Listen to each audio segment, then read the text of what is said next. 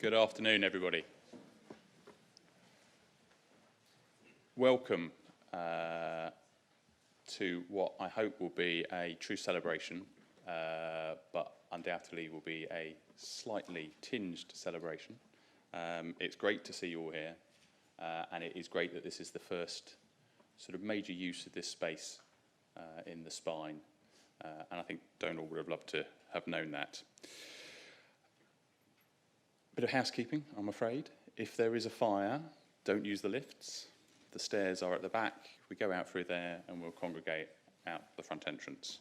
Masks, if you would feel more comfortable wearing a mask, please do. But the air conditioning here is very good and you're spaced such that it is safe.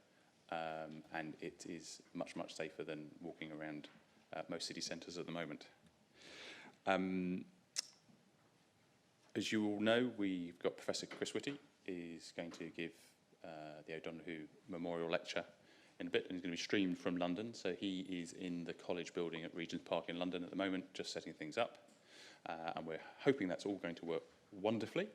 But before we move on to Chris, Phil Cowra, who I hope most of you know, who was a very close friend of Donal's, and worked with him as a nephrologist in Salford, is going to open this afternoon's proceedings. Phil.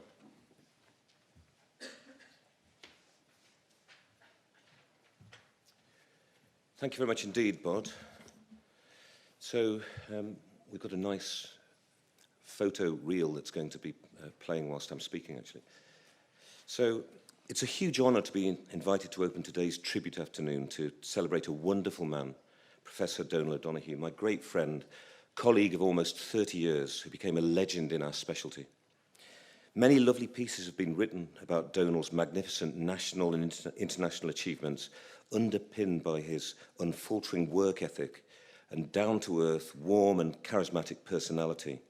In the next few minutes, I'll provide my own personal reflection and will also include a few short tributes from others which illustrate the breadth and depth of love and respect that has been felt across ours and other communities. The slide reel shows a small selection of pictures from some happy times that were shared over several decades, and they particularly capture his great love for his family. First, a few facts about his career. Donal was born in Manchester, his father a head teacher, and his mother devoted to raising him and his brother Jed, who's here today. Apart from brief spells working elsewhere in the UK and Europe during his nephrology training, Manchester remained his home and the centre of his professional work. He qualified from the University of Manchester in 1980, not surprisingly with first-class honours in physiology and also honours in medicine. He trained in internal medicine and nephrology in Nottingham, Manchester and Edinburgh. His early research work was in immune mechanisms in glomerular disease, notably in IgA nephropathy, Henoch-Schönlein purpura, and ANCA-associated vasculitis, first in Manchester and then as a Medical Research Council travelling fellow at the Necker Hospital in Paris. And that's where his three children became very, very capable in French, I have to say. In 1992, he was appointed as consultant nephrologist at Hope Hospital in Salford, later to be renamed Salford Royal Hospital, and now we're part of the Northern Care Alliance Foundation Trust. A few of you listening to this will remember that when Donal came to Hope Hospital, the renal unit was small, it was understaffed, it was overstretched. He became clinical director, and with his colleagues, he set to work on modernising and transforming our service, developing the multi-professional team approach and a patient-focused culture, which became the hallmarks of all his future local, national, and international endeavours. There had been a lack of coordinated service development and chronic underinvestment in renal services across Greater Manchester, illustrated by the fact that 50% of our patients starting dialysis in the 1990s did so with peritoneal dialysis due to lack of hemodialysis facilities, and patients were not given any choice in terms of what dialysis they had. A radical review was necessary, and Donal oversaw a successful plan for future provision of renal services through hub and spoke development across Greater Manchester, crucially with patients and carers involved at all phases. This became the Greater Manchester Renal Managed Clinical Network, the first of its kind in the UK. Donal had found his calling in clinical and organisational leadership, and national opportunities soon followed in the form of the National Service Framework for Renal Services, which occurred around 2000. This set out the requirements for an optimal service against which existing services could be judged and resources sought. Donal led the NSF through some rocky issues to a successful completion in 2005, and the following year he was appointed as the inaugural National Clinical Director for Kidney Care, so our first renal czar, a post that he then held until 2013. As the inaugural National Clinical Director, his tenure was marked by a major expansion in the UK's kidney services and nephrology workforce. He advocated energetically for kidney disease, ensuring the implications for healthcare were properly understood across the whole of the health community. Many key changes occurred during this period, which we rely upon today. He was a major player in mandating that our clinical laboratories started routinely reporting estimated GFR, our famous eGFR of today, alongside serum creatinine. And he then led an effort to ensure that emerging evidence of suboptimal care in acute kidney injury was used to drive the introduction of mandatory real-time reporting to clinicians of suspected acute kidney injury amongst patients who were inpatients. And he championed the extensive education needed across the health community to drive improvements in acute kidney injury care. Donal's skills and gifts were ideally suited to these roles. He was realistic enough to understand that he couldn't be popular with all the people all of the time, and he bore criticism with equanimity and patience. His natural gift of friendship and his freedom from self-importance were always apparent. He ensured that the voice of patients would always be heard when key care was being planned and implemented. These attitudes underpinned his success as a mentor to a whole generation of UK nephrologists. He became Honorary Professor of Medicine at the University of Manchester. He was President of the Renal Association from 2016 to 2018, having been President of the British Renal Society from 2000 to 2003. He later became Chair of the patient-supported charity Kidney Care UK, and he became Registrar of the Royal College of Physicians. In 2018, he received the OBE for his services to kidney patients. As for personal reflections, Donal had many unique talents. Many of you listening will agree that those who spent any time in his company would soon feel that they had a friend for life. He played a large part in the establishment of my career, and I'm sure that there are many others here and elsewhere who would say the same. I hold treasured memories of time with him, with our families, social time during conferences, some of which is illustrated in the slides, not too much beer. We had other shared passions, and I'm particularly grateful that my nose was never rubbed in the success of his beloved Red Devils. For those of you who are not initiated, Manchester United, at the expense of my team in white that had spent a torrid time in the lower leagues for much of the 2 decades that we shared an office together. We even persuaded Sir Alex, who appears in one of the photos that you'll see, to sign an autograph to my friends across the Pennine when he opened a new part of our renal unit. Our Deputy Chief Executive Officer and Chief Doctor in Salford, and now the Northern Care Alliance, Dr. Chris Brooks, who I'm delighted is here with us, has made this lovely statement on behalf of our trust. Donal was an institution at Salford, with his contribution to the care of renal patients recognised both nationally and internationally as an exemplar of best practice. His dedication, enthusiasm and sound common sense were legendary, and he touched every part of our institution. Everyone at Salford was fiercely proud of Donal in his national role as renal czar, and latterly in his work as chair of the Greater Manchester and Lancashire Cumbria Clinical Senate. This was both highly regarded and effective. Donal embodied the full spectrum of our Salford values, especially respect for patients and colleagues, a strong desire to improve, championing a refreshing deference to expertise, and most importantly, always acting with impeccable integrity. He inspired countless generations of colleagues, including those currently leading the organisation, and he touched the lives of so many patients and their families, always placing their interests above his own. We're all immensely grateful for his dedication and expertise, yet most importantly, for his friendship over the last 30 years. He will be sadly missed. Donal's efforts have been felt in the international arena as well, and he played important roles with the International Society of Nephrology. We have a sister centre, Port Harcourt in Nigeria, and they sent the following message. We send our condolences to you, our partners, the Renal Department at Salford Royal, on the great loss of a beacon of light, an icon in the field of renal medicine and a strong advocate for global kidney care, Professor O'Donoghue. Words will not be enough to describe the great vacuum created by his departure. He will be fondly remembered for his enormous contributions to advance the cause of kidney care. We pray God to grant his soul eternal rest and his family, friends and colleagues the strength and courage to bear this loss.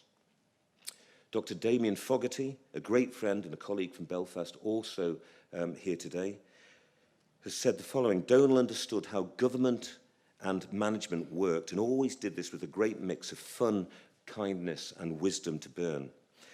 That we had doubled numbers of units, renal units and consultants in his career is not accidental. And he and many are responsible for things we sometimes take for granted. Personally, I remember him for advising me in many subtle and overt ways and seeking me out at conference, whether it was for, what was that session like? Or, who knows how to analyse this? Or most likely, where can we watch the game tonight? I'm sorry that he did not reach more of you, but there's a message in how he went about things. What can I do for patients?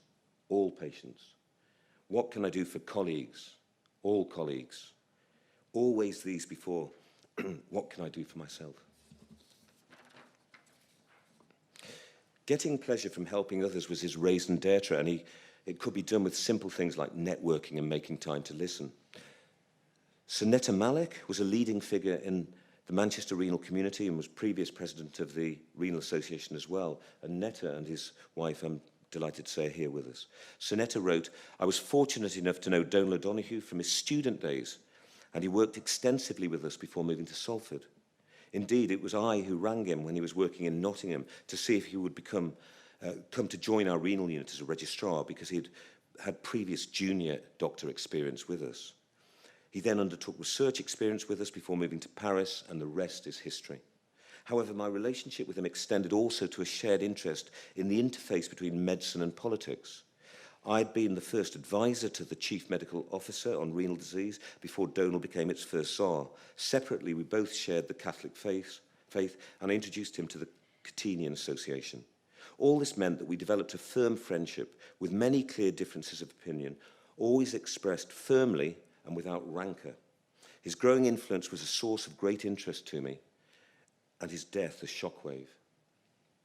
Donal was a major advocate for gender balance in medicine, and it is wonderful that I now work with 8 wonderful female consultant colleagues in Salford.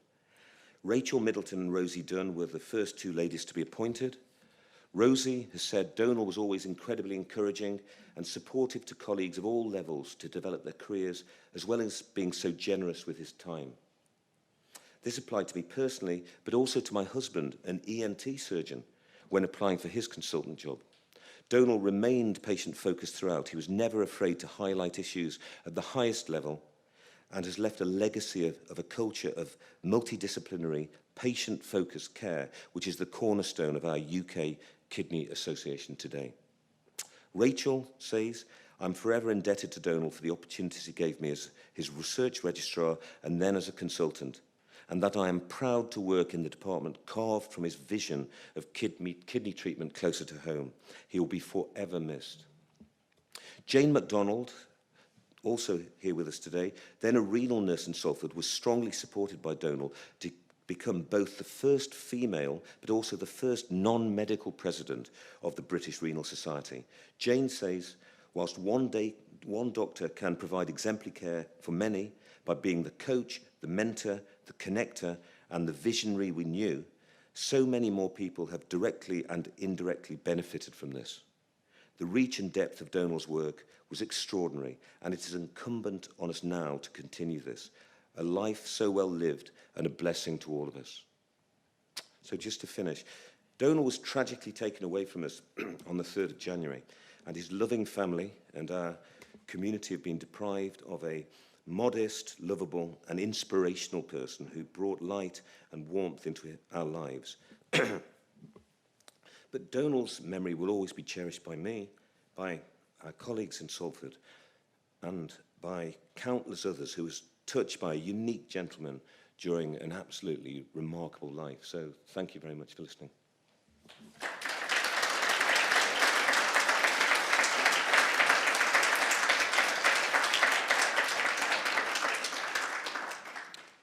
Thanks, Phil. So I'm hoping now that we should be able to connect with Chris Whitty in London. That looks pretty promising. Chris, can you hear us?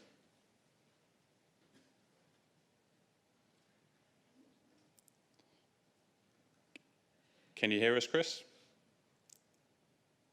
But we can't hear you. This is it's Eurovision, this, isn't it? Can you hear me now? We can hear you now. I will hand over to you, Chris. Great. Thank you very much. Can I have the slides on the screen in front of me as well, please? It's a great honour to be giving this talk. The reason I wanted to have the opportunity to do this when I was asked by Bod to do so was because Donal was, as you've just heard, a remarkable man in so many different ways, both in what he did for renal medicine, what he did for his patients, but also what he did nationally and for the College of Physicians and what he did nationally for government on behalf of patients. And it's the bit that I'd really wanted to celebrate about him today, and there are so many ways this could go, was his approach to national problems, which he as a physician took with the aim of improving health for people all around the country. And he did that by his advocacy, by his organisational skills, and by his very clear thinking about problems as they existed. And what Bod and I thought it would be sensible to talk about was one of the many aspects that Donal set about trying to deal with. He cared deeply about disparities and inequalities in renal care, in health more widely, and in medical training nationally and globally. But he didn't just stop at deploring them, which many people did. He then set about trying to improve them. This quotation on this slide, inequalities in health and in use, need and access to healthcare are key issues for government, are what drove a lot of his national work, whether it was for the College of Physicians or for the government. And he was central, for example, to the NHS Atlas of Variation in Kidney Disease, came out in 2012, which I'm just going to show a few slides from because I think they show some of the way he thought about problems when he was the National Medical Director for Kidney Care.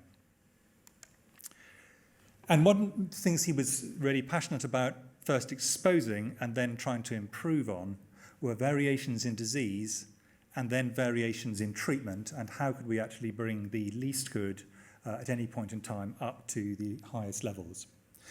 And unsurprisingly, when he mapped out variation in disease, there was really quite substantial variation across the country, but much less in terms of variation in treatment. And that was in large part to the work that he and many others did to try and make sure that the treatment was levelled up around the country. Donal was also clear that it was important to look internationally for two reasons: to learn from the best, to look at which countries were doing things better than us and to learn from them, and also to look at countries that were more disadvantaged to support them. And as with all areas of healthcare, there is very substantial variation globally in renal disease. Some of it's driven by biological factors, including genetic factors or disease states. For example, in Southern Africa, HIV drives a lot of renal failure. But much of it is driven, unfortunately, by inequalities in access to well-established care. Now, in thinking about disparities and inequalities, the major drivers include, and this is really a structure for thinking about things, the geography itself, water, land, climate, especially for many of the infectious diseases, less important for non-clinical diseases, deprivation and poverty, which drives ill health everywhere, the age structure of society, cultural and behavioural factors, and also the provision of health services. And in what I'm going to show is something which I think is well known to everyone in this audience, but I think it is something we need really urgently to address, which is that all of these tend to coexist in the same places. So start off with under 75 mortality on the left across the country, a really clear disparity, inequality in under 75 mortality.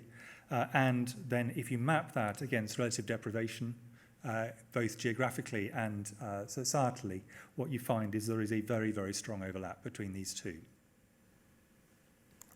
And unfortunately, this change between the worst and the best in society starts very young. So if you compare again the index of multiple deprivation on the left with the map of childhood obesity prevalence by year 6, this again maps onto one another. So really early in childhood, this disadvantage starts to be built in.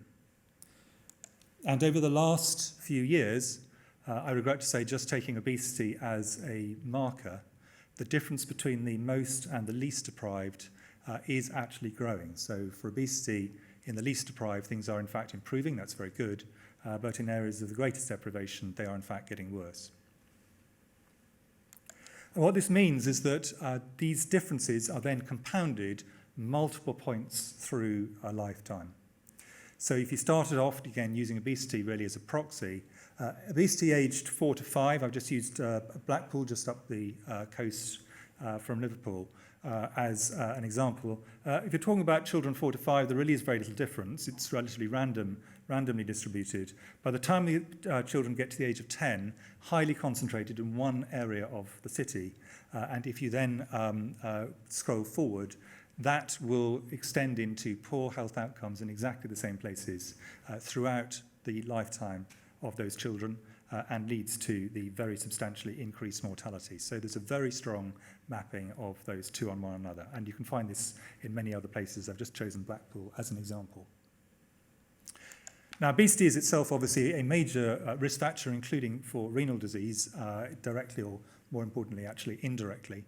Multiple conditions made worse by this, cardiovascular, mechanical cancers of various sorts. I've just illustrated this here with diabetes, obviously very closely related to type 2 diabetes, to obesity and therefore to deprivation, but also some other cancers, including renal cancer is one of the ones which is associated.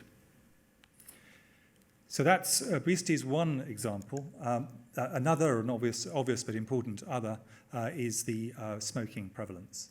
The cigarette industry, an appalling industry, goes to the least wealthy areas to take their profits before people go on to have ill health and die as a result. And therefore, again, inevitably, deaths due to respiratory disease under the age of 75 or lung cancer, a very largely avoidable disease if people were not smoking, are highly concentrated in these same areas.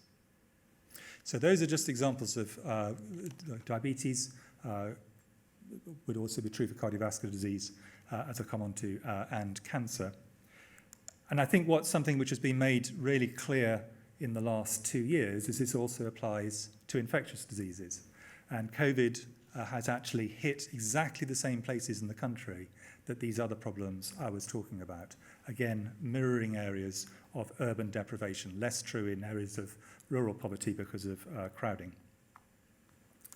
And if you then go back over time, this on the left is a map of child mortality or infant mortality up to a year in 1851 on the left, and on the right, mortality from COVID.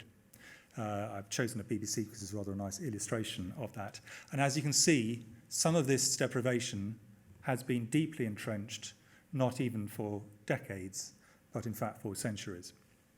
So that's one of the major drivers of disparities, and that is deprivation.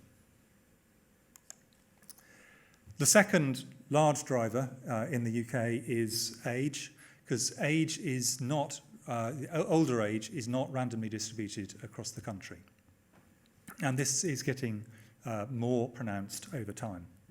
The natural tendency in the UK is for people to come into major cities such as Liverpool, such as Greater Manchester, in people's early adulthood or at 18 to college or to first job, to stay there till second children and then move out. That's the sort of the natural cycle. There are many people who don't do either, but that is the natural cycle. And the result of that is the cities remain largely similar in demography over time, and therefore the ageing of the population has to occur elsewhere.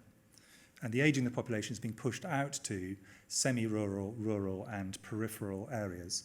And if you look at the population aged 85 and over at the time, roughly, that I qualified in medicine, roughly now, and roughly when I retire, if I get to that stage, you can see a steady both increase in age, but concentration outside the cities in areas it is harder to provide services to, more peripheral and more rural areas. And this is important for many other diseases, and they overlap, but they're different. So, for example, chronic kidney disease is stage 3 to 5 on the left here, and dementia prevalence are two sets of conditions where you actually have very strong concentration in areas of older age, and these are concentrating now in the areas where the population has moved to and will stay until the last parts of their life, steadily aging. So this aging process is going to drive a lot of disease, including a lot of renal disease. And then you have areas of the country where you actually have both. You have both aging and deprivation. And an example of this, and I did a report on this year for those who'd like to look at this in more detail, is in our coastal communities, whether they be previous resort towns, previous fishing, previous port towns. Marvellous places, but they are on the periphery, and they tend to have a concentration of older age, people migrating both in at older points in their life and out at earlier points of their life, and deprivation in the same place. And therefore, for many of the major conditions where both age and deprivation have a major impact, and an obvious one for this would be coronary heart disease or cardiovascular diseases more widely, you get very heavy concentrations in the peripheral areas. And this is true not just for the physical health, but also the mental health of the population, which of course are interrelated. And so again, if you map out once you actually get down to granular detail, areas around mental health, what you find is quite strong concentrations in the same areas, the areas of deprivation and the areas of older age. As a medical profession, we know this, and we can map this out very beautifully, although probably not in granular enough detail, because the more granular the data, the more stark these differences are. Here, for example, are some very nice maps produced by Health Education England demonstrating the very heavy concentration of older people in the coastal strip. We are less good at making sure that our professions, medicine, nursing, actually go to the areas of greatest need. So if you look at the coastal workforce, medical workforce and nursing workforce, there is a substantial deficit in terms of provision in those areas, both of established doctors, consultants, GPs, and of trainees. And those, of course, are linked because people tend to stay where they train or close to where they train. Also a deficit in nursing, although not quite as profound. This is something we do need to think very seriously about because it is a remediable problem. So deprivation and age, the two really big drivers. There are, of course, others, and I'm just going to illustrate one, which, of course, is important for renal disease in the long run, which is diabetes and ethnicity. And ethnicity is another independent, although overlapping, set of risks, and there are others besides. But just to acknowledge that it's not just deprivation and age. And because ethnicity tends to be determined by geography as well, again, you get heavy concentrations in the country predictably. So that's the problem set. It's a significant one, but it's an addressable one. So what can physicians do? And of course, this would apply also to wider healthcare workers, and renal medicine is such a multidisciplinary discipline. But I'm going to concentrate on physicians celebrating Donal's work for the Royal College of Physicians. What would Donal do? What did Donal do? Well, the first thing is expose the data. If you don't, just as you cannot make a proper treatment unless you've got a proper diagnosis, you cannot make a proper policy response unless you have clear data. And the data we have in the UK is good, but is not granular enough. And the more granular the data, the more the disparities of both ill health, of the drivers of ill health, and of healthcare provision start to become clear. The second thing you can do, and so just on exposing the data, and I gave you an illustration of the kind of way that Donal did that in his national role. The second thing we can do is clinical science. It is extraordinarily powerful. We've just seen an illustration of this with COVID, but there are illustrations of this in every single area of medicine, absolutely in renal medicine, which I'll come back to. The third thing we as a profession can do, and we as healthcare workers more widely can do, is to deal with primary prevention. And you can do this in broad terms, dealing with the underlying disparities, and some physicians fight to reduce social inequality overall, and Donal was one of those, and his Twitter account is still active, I'm glad to say, and you can see some of the things that he really cared about and highlighted. But all physicians must help tackle major preventable approximate causes, including smoking, obesity, which I've mentioned, air pollution, which I haven't, but is another major driver of disparity. Then a fundamental part of all of our professional lives, secondary prevention, finding people who've got disease and making sure it progresses as slowly as possible, or ideally progresses not at all, or even in some cases regresses. Help to get medical care and research better balanced towards the areas of need. The imbalance is clear, it's very clearly evidenced, and Donal cared about that in his overall role, and he cared about it in his clinical role. He worked in Salford for the 18th most deprived local authority in the country, and did so proudly. And the final one I would add to that, and I do this with minor caution, but only minor, is to tackle multimorbidity, because just as the same areas end up with multiple conditions, so the same people end up with multiple conditions, and if we fail them, we fail our patients. So just to illustrate a few of these points, I've chosen here one of the great advances over Donal's lifetime, the extraordinary impact we've had on coronary heart disease and stroke and wider cardiovascular disease, including indirectly its effect, obviously, on renal disease. That's been one of the great successes over the last 4 decades. And the reason I've illustrated this is both because it just demonstrates how remarkable clinical science can be, but also to make the point that this is made up of multiple different factors, all layered on top of one another. Some of them are primary prevention, things like reducing smoking overall, things like reducing air pollution, which has a much bigger effect on cardiovascular disease, I think, than people probably realise. Things to do with secondary prevention, the statins and antihypertensives, obviously something very strongly dealt with within renal care. And then the curative conditions, angioplasties, and all of the things that go with that. So multiple different things, ranging from aspirin through to emergency angioplasty. And if you stack all of these on top of one another, what you get is an astonishing change. Medical science is not made up of 1 or 2 big breakthroughs. It's made up of multiple important 1%, 2% changes stacked on top of one another systematically. And it's not just cardiovascular disease, obviously. I've chosen here, just to illustrate this, with prostate cancer and breast cancer, our 2 leading cancers in the UK, but I could have chosen many others. Survival has steadily improved. Turning just to one point before I just come back to renal medicine. The issue about multimorbidity, multiple chronic conditions, is, I think, an extraordinarily important one, which those who work in renal medicine absolutely see every day of their working lives. And because of the way that you deal with patients, of course, you see people progressively develop multiple conditions one after another as part of their disease process, either what drove them into renal failure or as a result of it, or some combination of those. And I make that point because I think we should be honest with ourselves. The medical profession has really gone the wrong way here. We have become increasingly specialised, and people have moved out of their ability to do general skills, whilst acquiring specialist skills, which we must do, just at the time when the population is getting more and more multimorbid. And we have this by single disease clinics, Medical training done by single diseases. National guidelines tend to follow single diseases. Laboratory research tends to be single diseases. And clinical research, including clinical trials, tend to be single diseases. And this is a problem for individual patients. It's also a problem for deprivation. There is generally people who are in areas of deprivation or living in deprivation themselves will get multimorbidity a decade or more earlier than those who are in the highest income groups. So this is a serious issue of deprivation as well.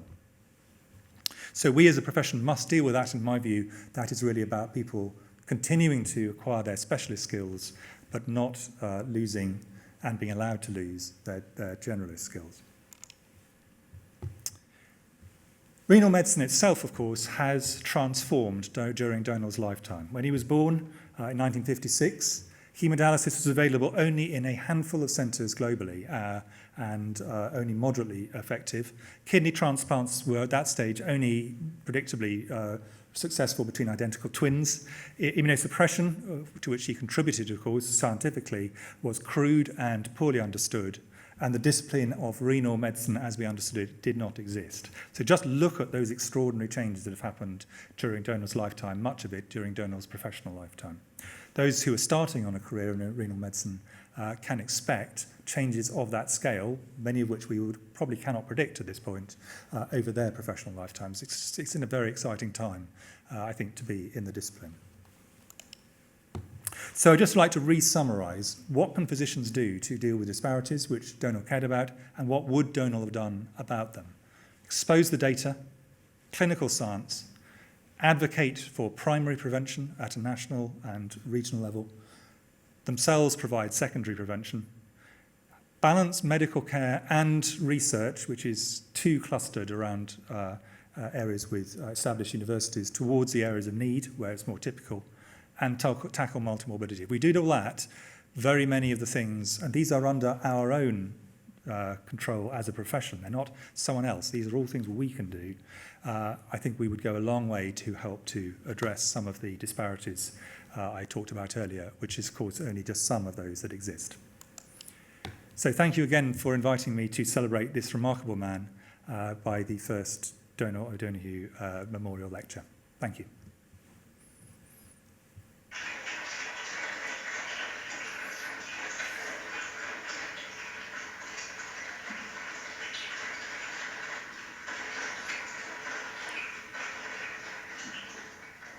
So we've got time for a couple of questions if anybody wants to ask anything following Professor Whitty's lecture. So Chris, what do you think, the balance between generalism and specialism is a tough one. So how do you think we get back on track? Because I think that's one of the greatest challenges that medicine has got ahead of it. Well, I think that there are already some examples of medical specialities where this is on track, and they are either specialities that have never lost their sense they had to have generalist skills. So geriatricians, care of the elderly, physicians are an example of that, or they are specialities, including renal medicine in my view, and, for example, diabetes care, where people accept that around the central condition that they're trained to deal with, there are multiple very predictable other diseases that will follow and conditions that will follow alongside it. And there are common risk factors for those diseases. And I think what we should be saying is everybody should look at the cluster of diseases around their speciality, and as a minimum, they should see themselves as a physician for that cluster of diseases. But actually, it is going to be pretty rare that someone in their late 70s or 80s does not have some conditions that are even out with that. And the ability to deal with the whole patient is something which we should actually, as physicians, should see as part of our professional responsibility. So I think my aim is, in saying this, is not to say we should go back to having some generalists alongside the specialists. I don't think that's the right answer. I think we've gained hugely by specialisation, including in renal medicine. But what people who go into speciality areas should do is try to maintain the generalist skills they have.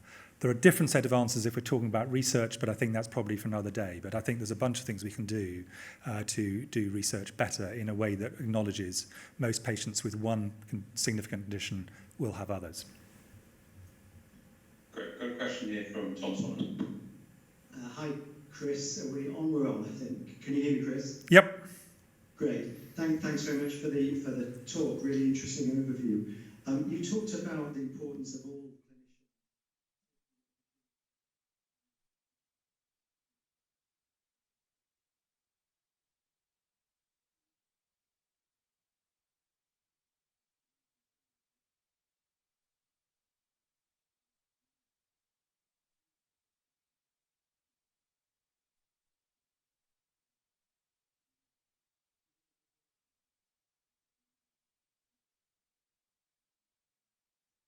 Yes, so the short answer to the second bit of your question, Tom, is yes. This should be seen as a shared responsibility for all of those who are involved in the multidisciplinary care, whether it's at a primary or a secondary level. On the first of those, I think what we need to say to people is, look, there is a good evidence base around this, and if you're addressing the problem that's here now and not addressing the equally or even sometimes more important problem that is going to cause the patient in front of you significant lifelong problems later down the track, then you're not really doing your job as a doctor, is my own view. And we need to then reconstruct the way that we do this in a way that allows us to do that. Now, it might be to be able to refer on to people who are part of a treatment group. So it doesn't necessarily have to be the doctor who sees them who actually does that, but to acknowledge there is an issue and then to find an evidence-based way out of it that can help to address that seems to me something we all ought to be aiming to do. And that will have big long-term benefits for our patients further down the line. Okay, Kieran's got a question here, and then Paul has got a question over there. Kieran. Professor Whitty, firstly, congratulations on the leadership you've given to the country during the pandemic. As you know, the College of Physicians is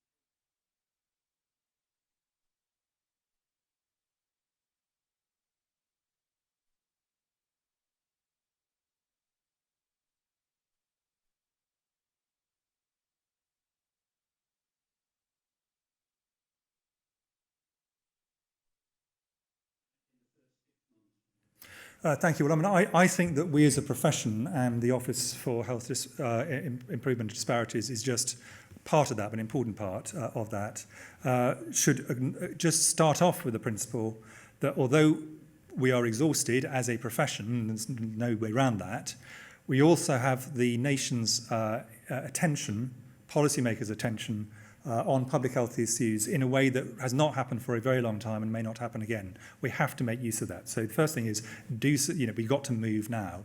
And I think that I would suggest we need to do that in two ways. We need to go for the long-term wins, which if we can achieve them, for example, stopping someone smoking in their early 20s or late teens, will be a phenomenal long-term investment, but you won't see the effects of that for a while. And then at the same time, we should be addressing the problems much later in life where the effects will be more immediate, but they may have a slightly less area under the curve effect over time. And I think we need to do those in parallel. And I think we can do it over really quite a broad base, because I think what people have realised from this COVID pandemic is that where COVID was a substantial problem, and it was really obvious from the maps I showed and people have seen them in their newspapers before, this wasn't a surprise, is exactly where all the other healthcare problems are. We should do it at those points, the early point in life and later points of life, and we should concentrate it in particular in those areas of the country where the problems are most obviously and repeatedly the worst. Thanks, Chris. So question for Paul Cockwell, just behind you, Paul, his hand out there. Sorry, Rob, just do a quick front. And then... Thanks so much, Chris, for a great lecture. I'm Paul Cockwell, I'm Kitten Doctor from Birmingham. And we've got rapid system change coming through, and one of the challenges with that is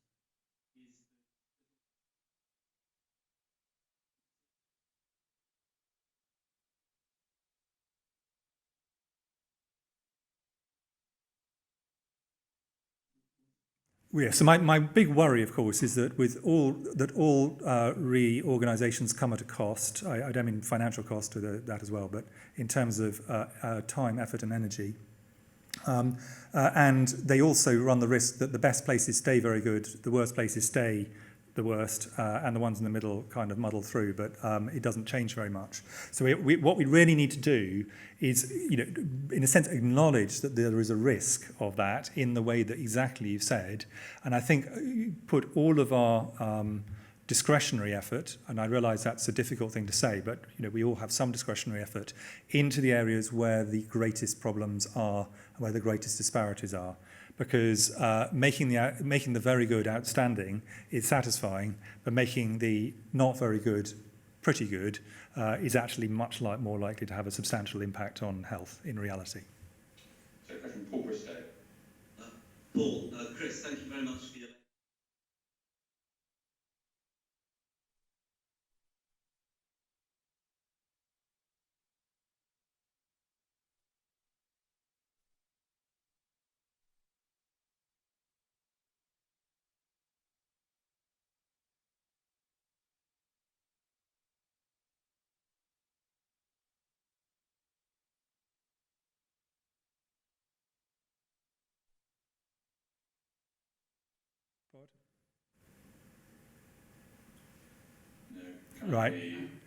Right, okay. I think that the way that renal physicians have done this throughout the discipline, and certainly do this now, I think is exemplary. But they have the luxury, which some other disciplines don't, of having the same patient over multiple times. And I think what we need to do is, in a sense, have models that work both for those disciplines that actually do have repeated interactions and build up relationships over time, which includes primary care as well as, obviously, secondary care, but also those disciplines which actually only have an interaction once or twice over a relatively short period. And I think it's the second group that we, when we're training physicians, need to think about this most effectively, because you have a much shorter period in which to establish that relationship, but you still can do it. And of course, what we know from this is it's not just a matter of we should do it because it's a nice thing to do. It is a nice thing to do, but it is much more likely to be successful, and it's particularly much more likely to be successful in terms of things that require long-term buy-in from the patients themselves or their families, which is a lot of the secondary and some of the primary prevention available. So I think, in a sense, I agree with what you're saying in the question. There isn't an easy way of doing it, but I think it's perfectly teachable, and I'm not sure we spend enough time trying to train people in that at an early stage of their careers. Okay, Chris, I think we've got time just for one more question. I'm going to take one from the virtual audience, if you like. And the question is, to what extent do you feel that kidney disease, both CKD and AKI, are a lens to identify more vulnerable groups, for example, multi-morbidity, and can be used as identifiers to focus efforts on providing equitable care? Well, I think they absolutely can, both nationally and internationally. I didn't talk about the international in this particular talk, but it's true there as well. And I think they, as Donal demonstrated, they can both tell you something about underlying disease and where disease is clustered, whether by age deprivation or for other reasons, but also it's a very powerful and sometimes depressing marker of access to healthcare services. And there is a very big difference between the areas where renal care is provided more fully, which Donal did a lot to try and make sure was as universal as possible, and those where it isn't. So I think it is a good marker. And if you see an area where there's significant reductions in the quality of care for renal patients due to no fault of any individual clinicians, that I think is a marker that probably other things are going to be failing as well. Thank you, Chris. So on behalf of everybody here in Liverpool and the virtual audience watching, thank you very much for a brilliant lecture, and absolutely fabulous that you've been able to give the first O'Donoghue Memorial Lecture. So should we just say thank you again in the usual way?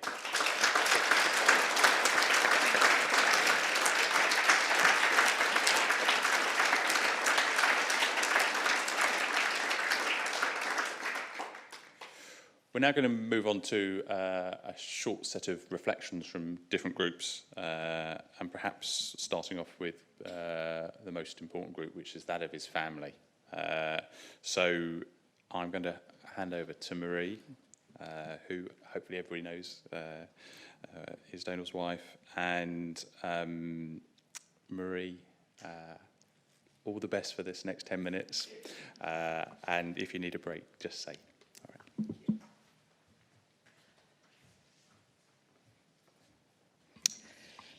Right. First of all, my family and I would like to thank our thanks to Professor Whitty for giving this inaugural O'Donoghue lecture. We are honoured, as Donal would have been. and we feel privileged that the UK Kidney Association has paid such tribute in creating this lecture in Donal's name. Thank you.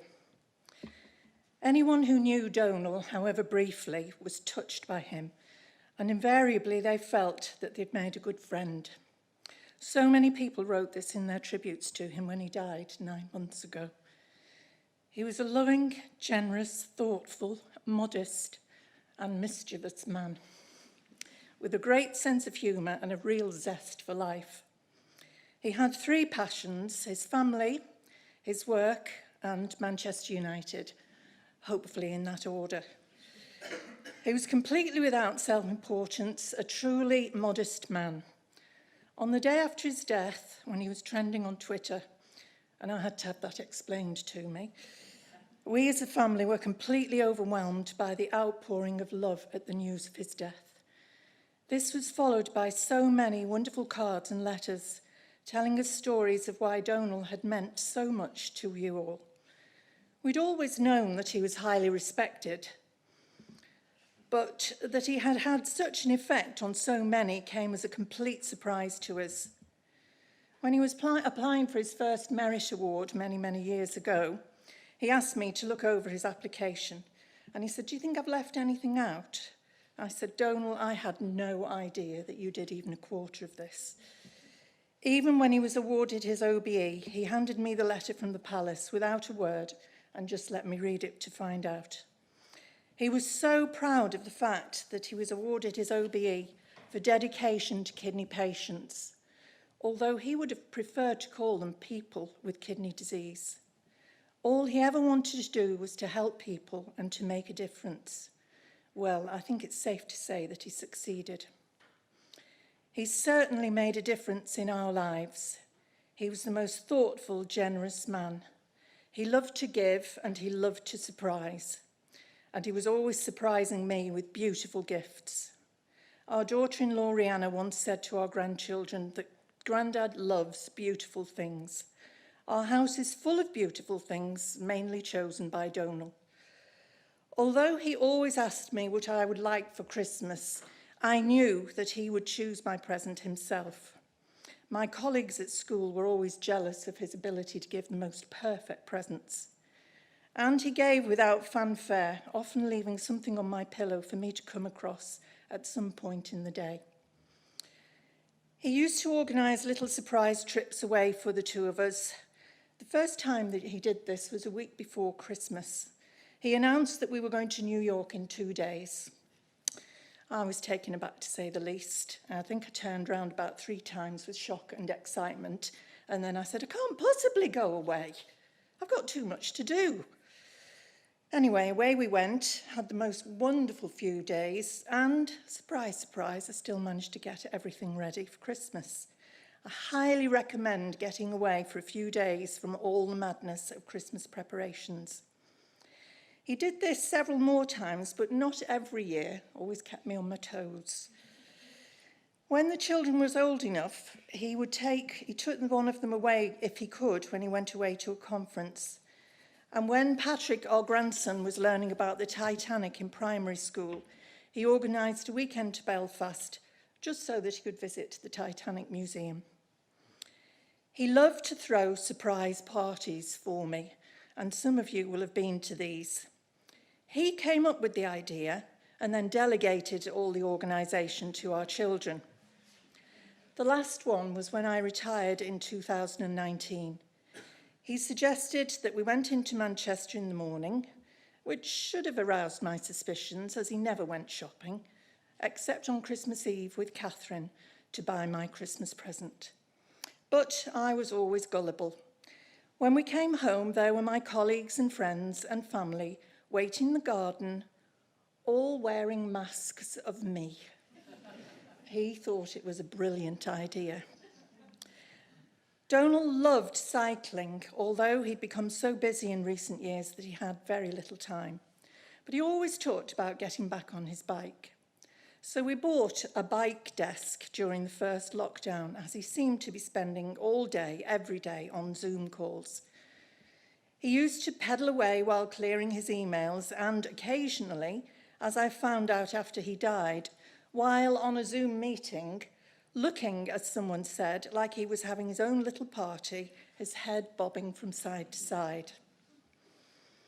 Just on the subject of emails, this was sometimes quite a bone of contention between us. More than one person commented after he died that he was legendary for replying to emails immediately. He spent his evenings clearing his emails. I sometimes told him to stop working, and the reply was, "I'm not working, I'm just clearing emails."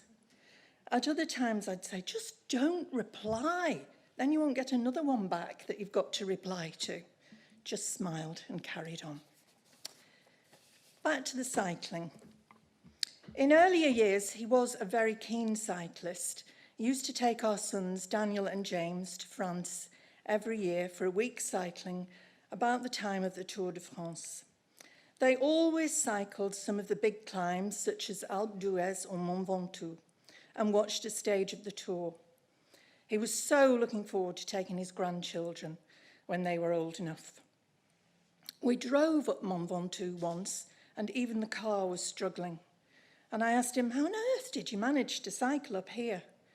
"Oh, you just get into a rhythm and you just keep pedalling," came the reply. Not only were his prompt email replies legendary, but so was his stamina. On the morning of Catherine and Tom's wedding, when we were all having our hair and makeup done, he strolled downstairs in what my hairdresser has always described as his spray-on lycra and announced that he was going for a ride. I was stunned. "You can't go for a ride this morning. What if you fall off and break a bone?" "I'll be fine," and off he went. That particular route has ever since been known in the family as the wedding ride. Many of the tributes commented on his mischievousness and his sense of fun. I can honestly say that I laughed every day with Donal. He was just so silly, and he didn't take himself at all seriously. We have many photos of him with his hair in tiny bunches all over his head that Catherine had put in. All had called him Crazy Grandad to distinguish him from her other granddad. And he used to play spies with Izzy, which involved Izzy being in charge and ordering Grandad around, saying, "Just crawl in there." And he replied, "Oh, I don't think I could bend down there." "Just do it." And he did. And we used to say, "If your colleagues could only see you now." You may have noticed a picture of Donal's mother. She sadly died on the 18th of September, having just celebrated her 99th birthday. She must have been very surprised to find Donal waiting for her. She always wore a hat when she went out, and Donal always whipped it off her head and popped it on his own to a cry of, "Ah, Donal, Donal." I've left the passionate Man United fan till last. Anyone who ever went to a match with him saw the Jekyll and Hyde change that came over him. And I could never watch a match on television at home with him. The tension in the room was just unbearable. If they lost, he was absolutely miserable. At intervals over an evening, he muttered, "Unbelievable, unbelievable." And I asked, "What's the matter?" "United." He couldn't miss a match. When arranging family events, we had to check that United weren't playing before choosing a date. Donal did what he set out to do, which was to help people and to make a difference. He made a difference in the medical world, and he cared deeply about improving the lives of patients. He was the most loving husband, father, and grandfather, and I'm just so grateful that he was in my life for 46 years. Thank you.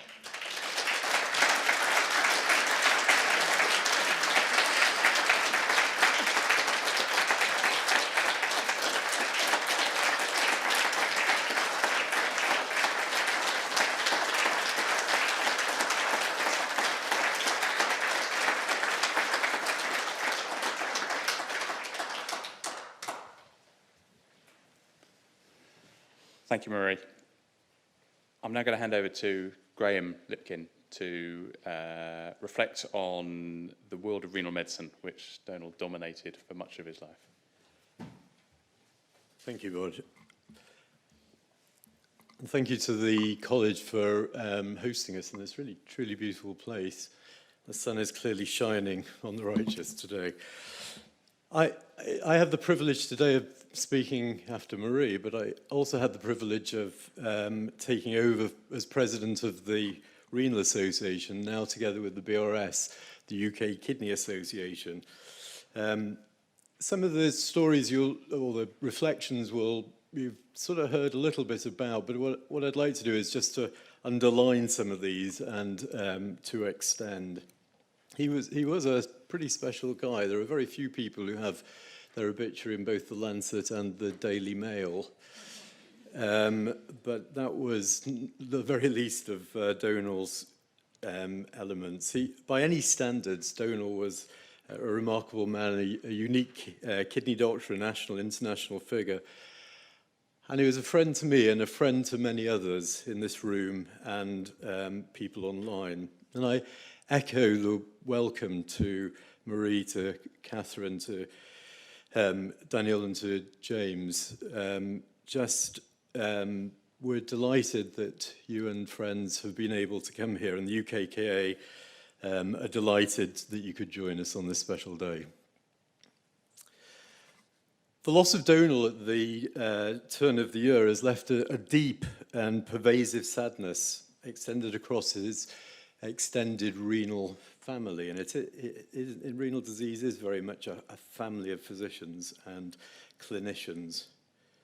Who could possibly imagine that when we all met together in UK Kidney Week 2 years ago in Brighton, that today we would be celebrating Donal's life and contemplating the dreadful impact on kidney disease of a disease which, of them, we hadn't even heard of. The creation of the UK Kidney Association of the Donoghue Memorial Lecture is a great tribute from the Donal's renal community, serving to remind us and those who follow us, because this will be going forward, of this towering figure. The fantastic inaugural lecture we've just had from Chris Whitty was focused on improving patient care and health inequalities, both of which reflected Donal's passions throughout his career. And this focus will be a repeated annual event. The announcement of Donal's passing led to an outpouring of messages of grief, of admiration, respect, and of affection. My inbox, the RA inbox, and the online memorial page were really crammed, and it was truly remarkable to see the impact that Donal had on people's lives. From the greater than the good, his patients, broader colleagues and groups and friends. And the UK Kidney Association has collated these into a book of remembrance. And we hope that that will provide you with some comfort as we open it and feel able to look at it as the time goes by. So Donal was a fine clinical leader, as we've heard. He was a passionate advocate on behalf of patients with kidney disease, who once told me that his first career choice was actually to be an architect. Thankfully, he became a physician, but actually became an architect for the development of high-quality, patient-centred kidney services in the UK over the last 3 decades. Equally fitting that he should have a RCP wall of bricks and mortar as an architect named after him. Donal was a great advocate of the importance and central role of the multi-professional team and patient-centred approach right from the start of his career. Many will remember that in those early days, that the broader team approach to kidney care wasn't accepted everywhere. And this culminated ultimately in him being appointed as one of the first presidents of the newly formed British Renal Society, a driving voice of the MDT at national level.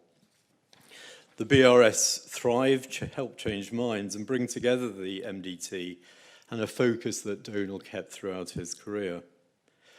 We've heard that with the development of the National Service Framework for Renal Services, Donal became a major figure in the NHS as National Clinical Director, allowing him to use his skills of charm, humility, and dogged determination to create, for the first time, a description of what a kidney service should look like and how we can compare what we have at the moment against this. In true style, Donal as Tsar regularly travelled the length and breadth of the country. I think he probably kept Virgin trains going. His hallmark being face-to-face meetings, that was the mark of the man, with those on the ground in order to support change, that personal touch being the most effective element. Remember that not only was it in Salford that 50% of the patients at that stage were receiving peritoneal dialysis for lack of hemodialysis facilities, but that was the situation across the whole of the country, and how things have changed in many ways as a result of Donal's leadership. As you know, the hallmark of Donal was that he loved people. You might even consider him to be a collector of people, and with that wry smile, deep emotional intelligence, and an amazing ability to connect, plus a great memory, he managed to build consensus. Donal had an almost unique interpretation skill. There are very few of us who are equally happy in political management speak as they are in clinical conversation. But Donal could translate in both directions equally well. His tenure during as renal czar was marked by a much-needed expansion in capacity of both services and clinicians. And he introduced the estimated GFR, and we now take this as just a day-to-day part of the life. But remember, this wasn't that long ago something that was routinely available. As regards the Renal Association, Donal has been a major contributor to the Renal Association since his early registrar days. In fact, he's the only person to have been elected president twice. The first time he made some excuse about becoming National Clinical Director, and therefore maybe he couldn't do it both. His tenure led in the Renal Association to real changes in governance, the appointment of a CAO, I think Ron's here, across both elements, and bringing the professional arms and the registry together, and bringing the secretariat in-house. And these factors were hugely important in our ability to look to create this single universal UK Kidney Association. In many, it's been mentioned already, but in Donal's BMJ article, there are very few of us who get to be interviewed purely in our own right for the BMJ. He cites digital technology as the future for improving care. And Donal was a strong supporter of the renal registry further developing. And we presented him, I remember, as clinical vice president with a plan to help develop the RA and BRS to lead forward quality improvement, the principle being that quality improvement has to be driven from the clinical community. And he immediately took this on board, was brave enough to go out looking for additional funding, and enabled the production of this the Kidney Quality Improvement Partnership.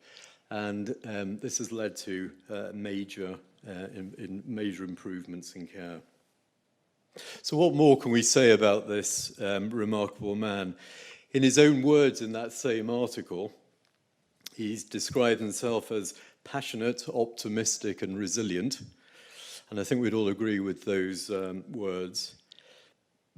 And despite his achievements, he was just great fun to be around. Any meeting that we had was always surrounded, and I'm sure you've had the same experience with lots of guffaws. He was a loyal and dedicated friend to many of us. He had a passion to support trainees and inspired many young medics, some of whom are here, to swell the ranks of renal medicine. He was a humble man who in many ways had no airs and graces. He was free of self-importance, and that made him very approachable. He had this remarkable capacity when he met people and collected them to make them feel important and to feel that he cared about them. And Donal had a very strong sense of right and wrong. He had a powerful internal moral compass. He wasn't frightened of proposing something which, if the direction of travel was a bit controversial, if he was sure that it was the right way forward. And he was, as been alluded to, was a great advocate of doing business in a convivial way, usually in the bar or over dinner. But finally, I've alluded to it, but he was, has to be said, he was a great communicator. His IT communication skills were truly legendary. He had a faster WhatsApp and email response than most teenagers. And we did try and catch him out with this. Once, when he was in another time zone, Ron and I calculated it was 3 a.m. in the morning, wherever he was. So we sent him an email, and after 15 minutes, no response. And we thought we'd beaten him. But 2 minutes later, we get a response from Donal with the characteristic smiley face at the end of it. we had lost. I miss Donal, as many of us do. His friendship, his sage advice, his sense of humour. Donal was the father of modern UK nephrology. He was a great friend and mentor to many of us, a man of great empathy, a vision and a tower of delivery. He spoke about his family often. We spoke together about it. He was a proud husband and father, and he adored his grandchildren, as you know. And we thank Marie and all of Donal's family for their generosity in allowing him time with us and to enrich our lives and that of our patients. Thank you.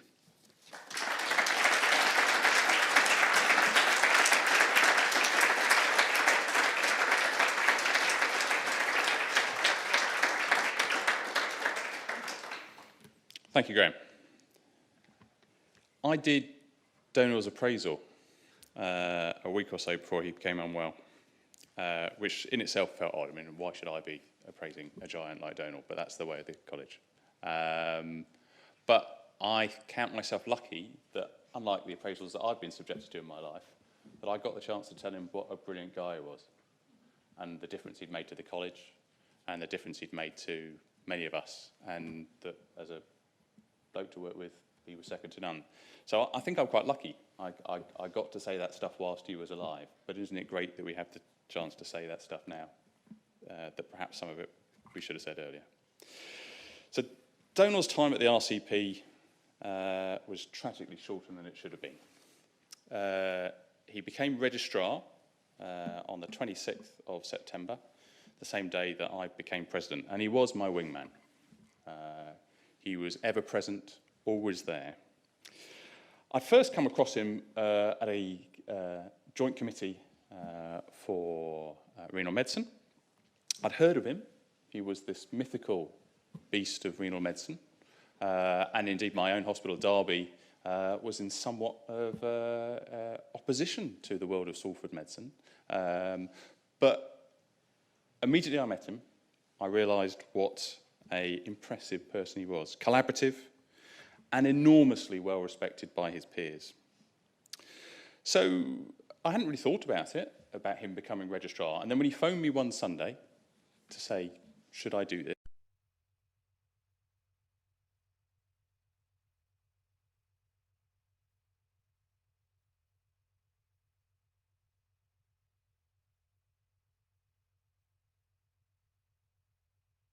I felt really comfortable with the notion that he could be the registrar. And in his interview, it became a no-brainer. That's a phrase I use too much, I guess, but it was. He was clearly the most outstanding person on that day. Every question we threw at him, he had a thoughtful, strategic, and wholly appropriate answer to. And when we started working together, at no point ever in our working relationship did I have any regrets about having him as my registrar. Now, most RCP jobs are not easy, and I think, having done it, the job of RCP registrar is the hardest one. Now, many people think that our days are like this. And this is my favourite photo of Donal. But it's not what we spend 99% of time doing. And I'm glad that these days are back, by the way. Emails, as you've heard, committee meetings, smoothing troubled waters, and dealing with seemingly impossible problems are the lot of the RCP registrar. But building rapport with the membership is a critical part of what the registrar does. And Donal excelled at that. He was relatable to everyone. He was as engaging at the lectern or in one-to-one with individual members. He faced up to the difficult stuff, bridging those chasms in understanding between warring specialties, placating angry fellows, and wading through the reams of paperwork that come our way. He was also in charge of the fellowship process, which he did diligently, and every person that was offered fellowship in his time was deserving of that, and it was a fair process. As you've heard before, he saw personal conversation and accord as the solution to most of the issues that we face. And that mantra worked in all but the most recalcitrant of situations. He was a great ambassador for the RCP and was committed to our global work. He more than bought into the 3 Ws that I got elected on of workforce wellbeing and worldwide.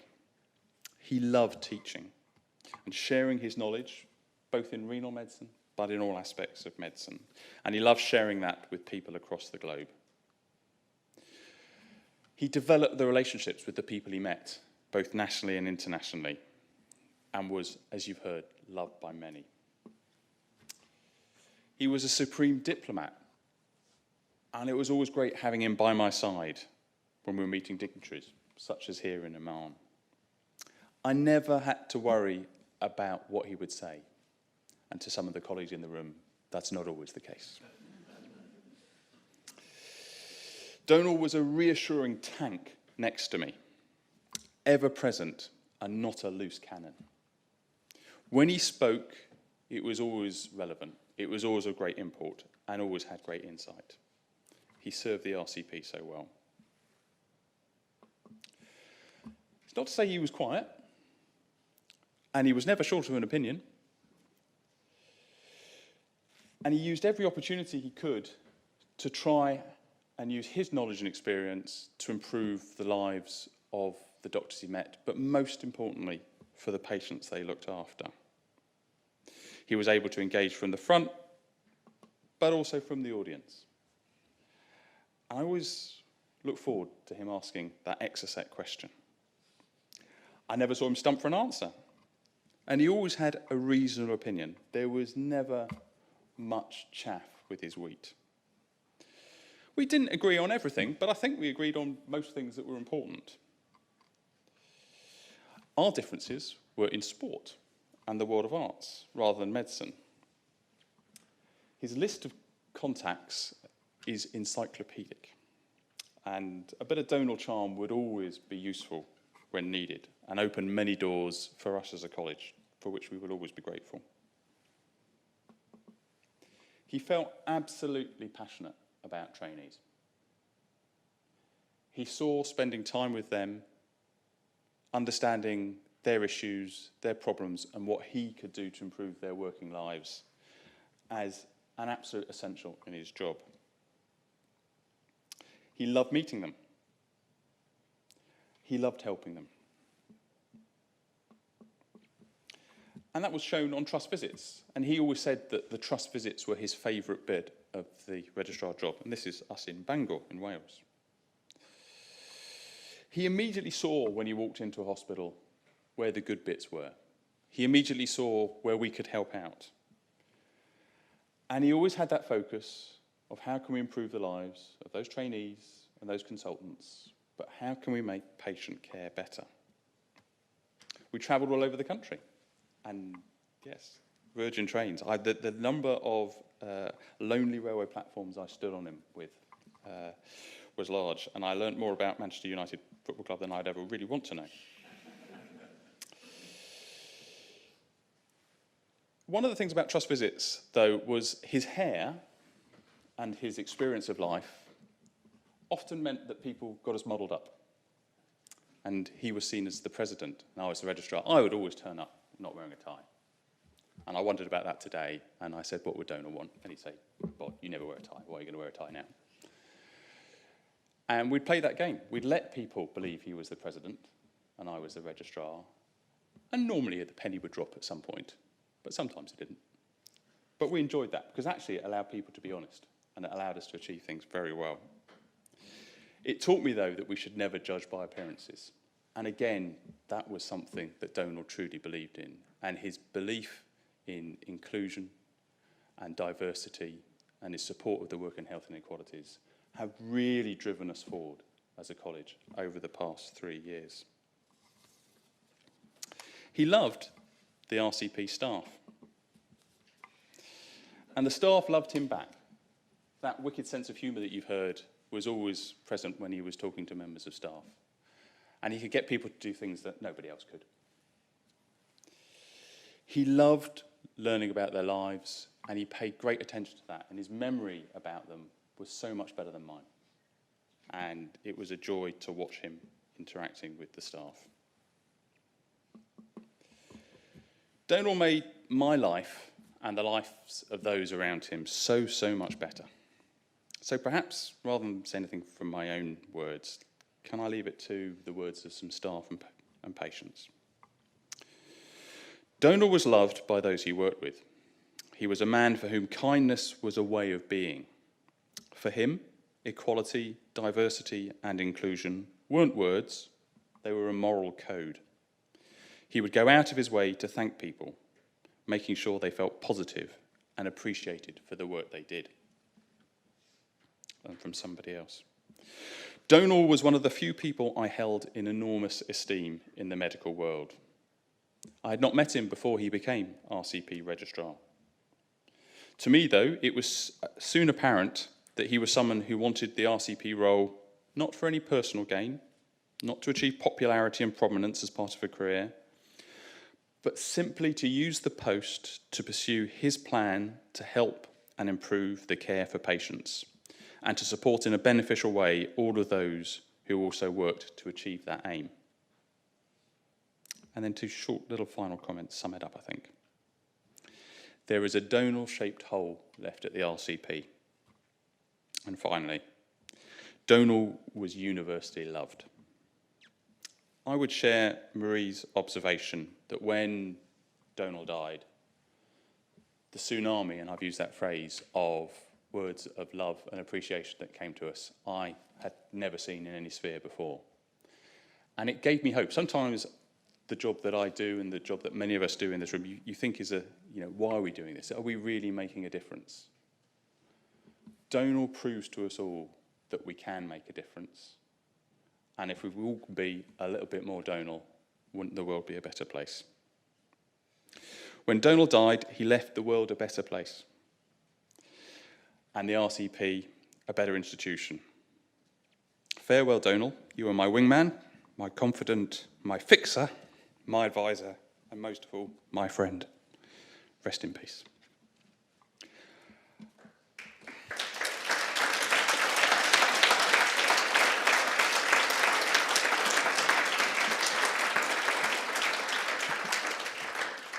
So I'm now going to leave it to Paul Bristow to say a couple of words on behalf of the people that Donal cared most about in our world, patients.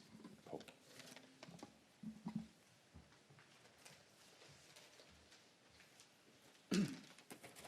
Thank you, Bod. When we lost Donal, as you've heard, we lost a passionate advocate for patients.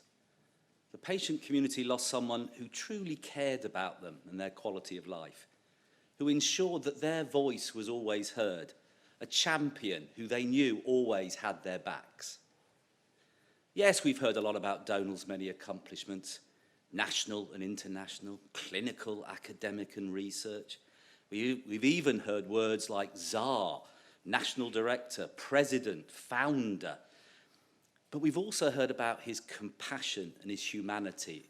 And I would say that that's what's shone through all the achievements that we've spoken about today. My experience of Donal, unlike Andrew, was he was my boss. He was the chair of the board at the patient charity Kidney Care UK for 6 years. And it didn't matter whether we were talking about strategy or service development or governance, audit and risk. He'd always ask the same question. It'll always come back to the same question. Yes, but what difference is this going to make to patients? How is this going to improve patients' lives? And we always had to be prepared to answer that question. So when the three organisations got together to plan this event, it was clear that the patient voice ought to really be at the heart of proceedings. We need to hear from the patients. After all, we've also heard from Marie that when he received his OBE, the thing he was most proud of was that it was for services to patients. Obviously, the challenge of asking a lot of patients to come and travel to Liverpool at this time perhaps wasn't the best thing to do. So we decided to put a video together, and the real challenge was who to leave out. Marie mentioned the Twitter that went mad when Donal passed. And it wasn't just his colleagues and friends and health professionals, it was patients. It was the patient community remembering little things that Donal had done for them. Some knew him as a doctor, some didn't know him at all, but everyone knew that Donal was their champion. And they would always have a voice, no matter how senior the people around a table were in the meetings that he attended. So we couldn't get too many patients, or we'd probably make you sit here for the next 2 or 3 hours. So I do hope the few patient clips, because it's their voice that you need to hear, not mine, the few patients we have got together reflect the thousands of patients and families that he's helped over the years. And I think that's his legacy. We all like to think we leave a legacy, so few of us do. Donal left a legacy, and the patient community are very sad.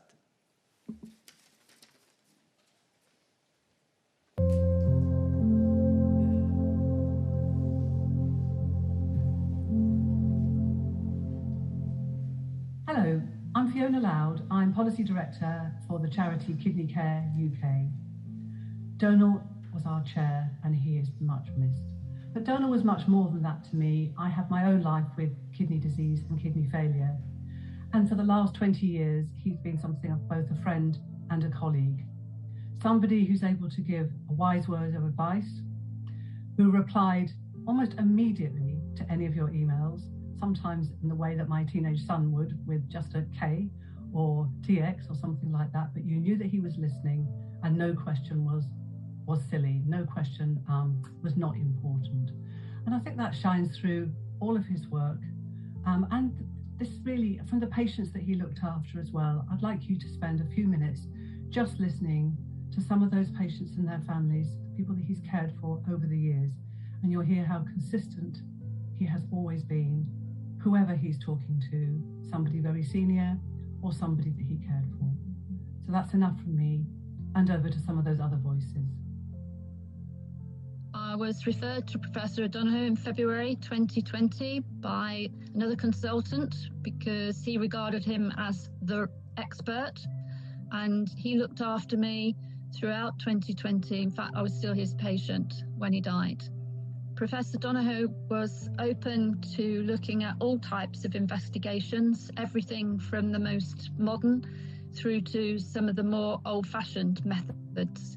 In fact, he sent me for a water deprivation test, and the hospital said they hadn't done one of those for at least 10 years.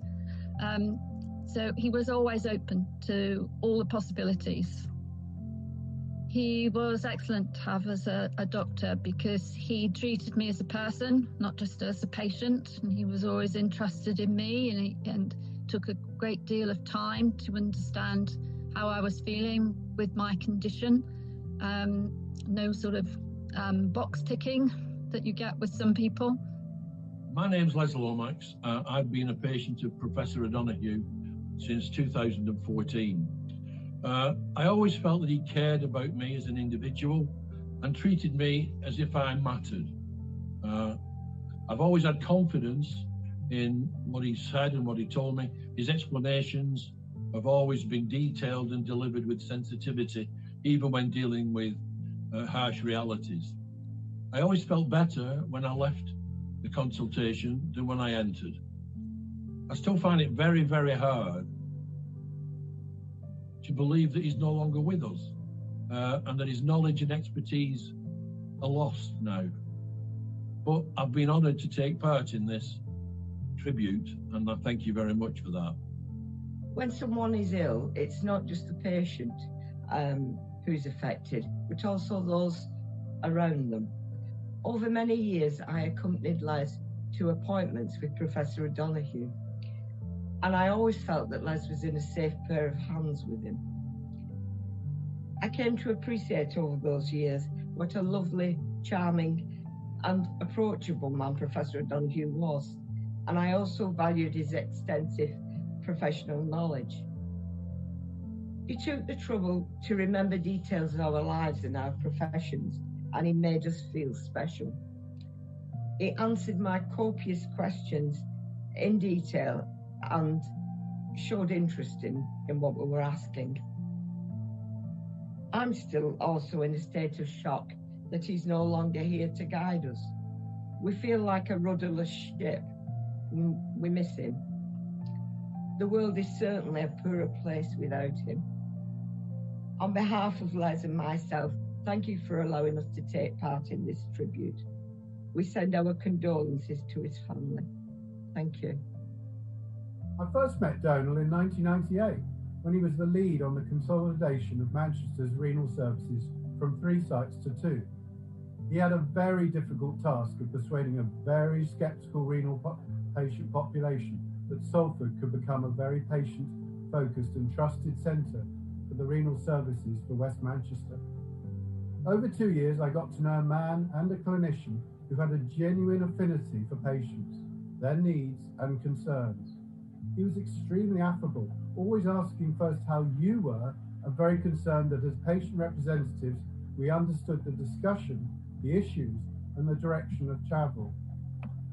History is the best judge of sincerity, and his was well proven as I watched Salford's service unfold in the following years to become a centre of renal excellence and reputed for its patient-centred approach. For me, from that original acquaintance has led to many other chances of meeting Donal over the years, as both he and I journeyed through the patient involvement at regional and national level. Every time I met him, it was the same friendly Donal, always supportive of patient commentary, and gave me confidence that mine and other output was important and very necessary. Donal was certainly an old school clinician who realised service change was necessary, but not to the detriment of the patient-clinician relationship. As a patient, his early passing was of great sadness, not just the patients at Salford, but all of us who unwittingly benefited from a man who did so much behind the scenes that has allowed so many more of us to be treated with dignity and success. And for all your hard work, Donal, I thank you. I first met Professor O'Donoghue in December 2019. I'd been referred to him by my rheumatologist because I developed ANCA vasculitis and it had affected my kidneys. So my rheumatologist wanted some advice from a kidney specialist. Right from the start, it was obvious that Professor O'Donoghue didn't just regard patients as a kidney. He was interested in the whole person. On my first meeting with him, he was interested in my career, hobbies, lifestyle, and so on. Definitely the whole person.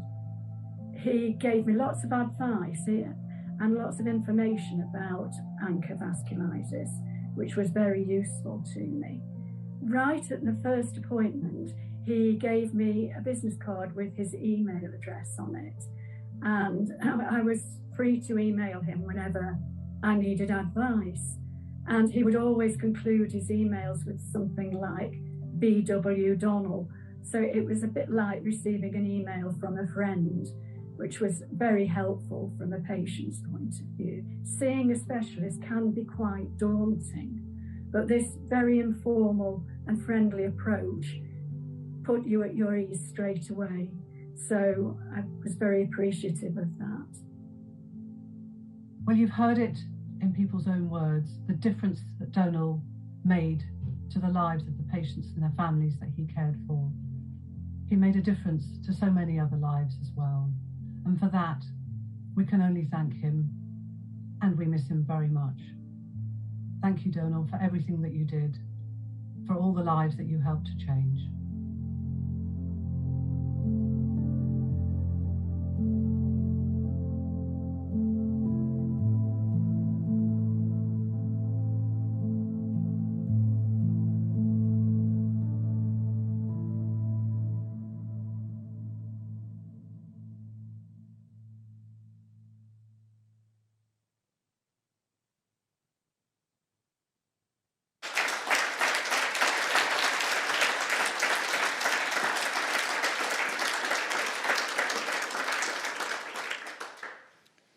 Okay, so that's the end of this part of the afternoon. What's going to happen now is that members of the family and a few others are just going to go down and unveil his portrait next to the O'Donoghue wall. Because of numbers, that has to be limited slightly, so apologies to many people in the room. But basically, if you're sitting on a chair that has reserved on it, you should be walking down the stairs to the lift with us now. I must say a huge thank you to both the UK Kidney Association and Kidney Care UK for working together to come up with this afternoon. It's been a work of love, and it's been fantastic to work with you on this. I know this has been a hard afternoon for lots, but I've seen so much that's made me smile, and so much that gives me the positive memories that I have of Donal, and I hope that's all that you have too.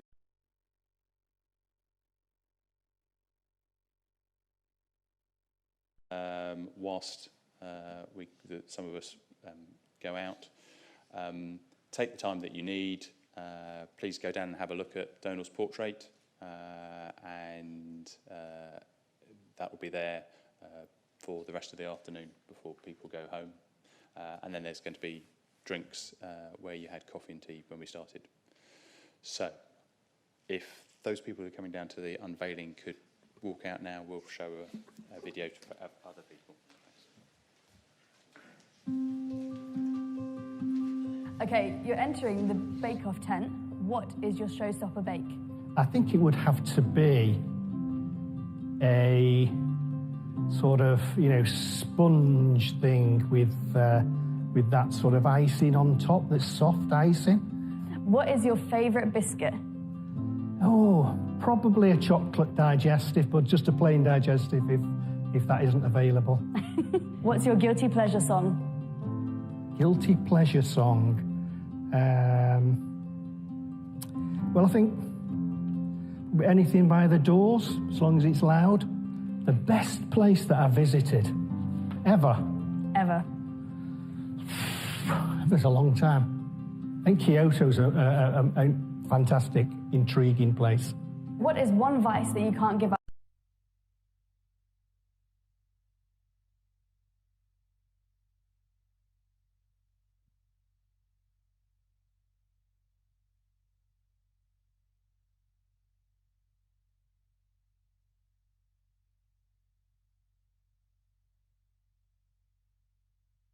Disease. It's really important to do something that you're passionate about. Most of us have to work for a living, but actually doing a job that you really enjoy is a real pleasure. And for me, medicine is, and for all of us in medicine, it's not all, but it'd be great if it was for all of us in medicine. And for people that aren't in medicine, I think, having a job that's fulfilling is a really important part of one's life.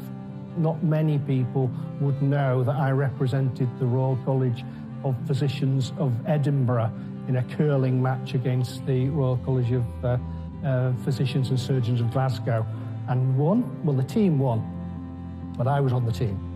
It was a bit corny, but yeah, kind of grateful for the fact I'm in medicine. It's a great career and great colleagues, and humbling to work with patients. And the final question, where in the college do you feel most at home? So that brings into question, what is the college? So the college is where the members are. So this is a beautiful building, and I love this building. And, you know, I've got a very lovely office that looks over onto the garden there. But I think I'm probably most at home when we're out visiting and, you know, meeting with fellows and members in the hospitals and at the events that we have up and down the country and globally.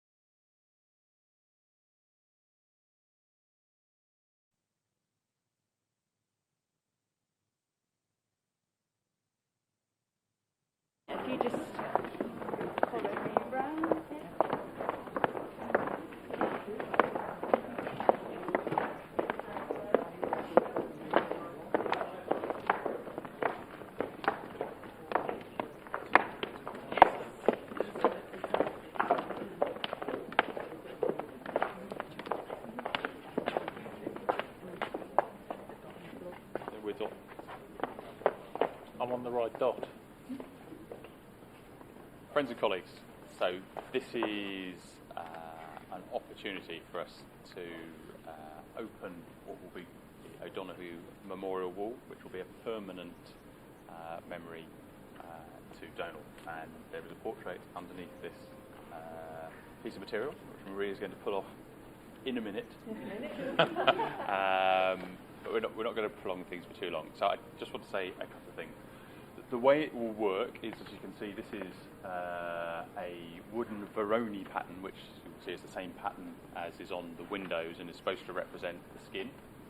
And each of those little shapes will have a number on from time to come, and those numbers will be linked with donors to the wall, and already 50 people have committed to this.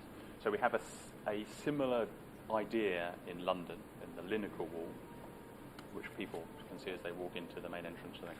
And it is the same. And when we were thinking about who do we name the wall after, it was actually quite a challenge until we realised that it would be most appropriate that Donal's name was with this wall. And Thomas Lineker was one of the founders of the college and was Henry VIII's physician.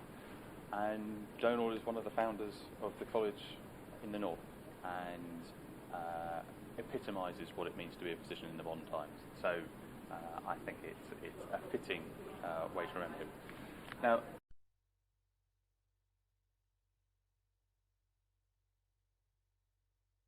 based in Leicestershire, and I wanted Lisa to say something, but she's shy and bashful and doesn't want to say much. But she has been brilliant in the way that she's, you'll see, captured the spirit of Donal. She used the video that they've all been watching, that you've all seen, I hope, to really capture the spirit of the man. And I'm really grateful for all the work that you put in for doing that, and for working with us to do that. So the portrait will eventually hang up in that position there, and so anytime you're in Liverpool, come and say hi to Donal. I'm really grateful to Overbury and our architects AHR who designed this and have funded this wall. But without further ado, Marie, show us Donal.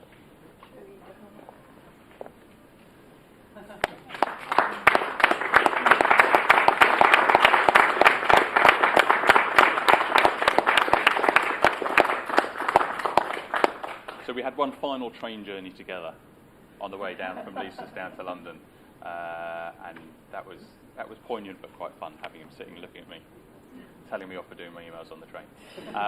So let's go back upstairs. Please, if you want to spend a bit of time here, that's fine, and then we'll reconvene upstairs on floor 13 and take things from there.